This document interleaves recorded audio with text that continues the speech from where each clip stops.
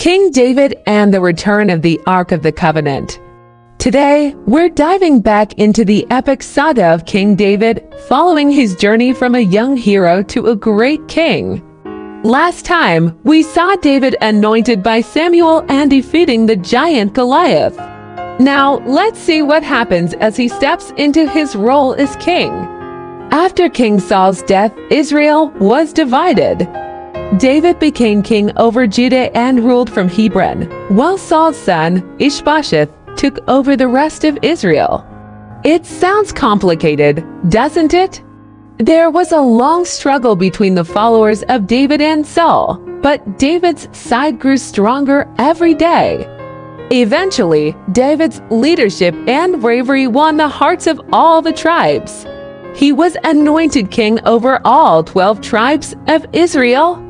Can you imagine going from looking after sheep to leading an entire nation? David then captured Jerusalem, making it his capital and calling it the City of David. Remember the Ark of the Covenant from our previous stories? It had been captured but was back with the Israelites. David decided it was time for the Ark to come to Jerusalem, to be at the center of national worship. But transporting the Ark was no small task. While moving the Ark, there was a big mishap. The Ark almost fell, and a man named Uzzah reached out to steady it. Unfortunately, touching the Ark was forbidden, and Uzzah was struck down by God.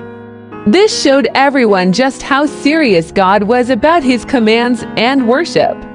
After learning from their mistakes, the Israelites carried the Ark on poles as God had instructed. When they finally got it to Jerusalem, the city erupted in celebration. King David himself danced and sang before the Lord, showing his joy and gratitude. In the midst of all this, David wanted to build a permanent home for the Ark, but God had other plans. He promised David peace from his enemies, a lasting dynasty, and hinted at a future king who would establish an eternal kingdom. Yes, that's right, a promise about Jesus.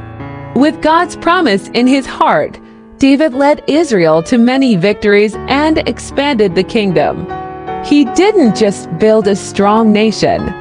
He fostered a community faithful to God.